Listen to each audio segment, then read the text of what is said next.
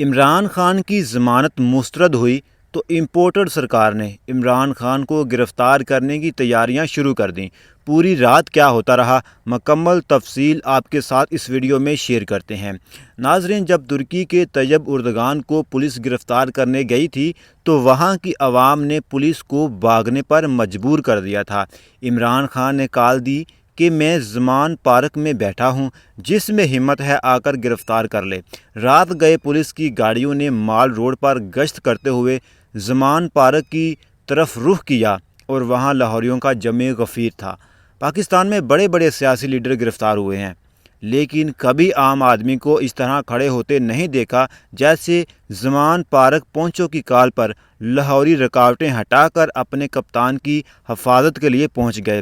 اس operation میں کودنے سے پہلے حکومت کو سوچ لینا چاہیے کہ یہ حماقت ان کو لے ڈوبے گی۔ جس کے ساتھ عوام ہو، جس کے ساتھ عوام کا سمندر ہو، اس کو گرفتار کرنا مشکل ہی نہیں بلکہ ناممکن ہوتا ہے۔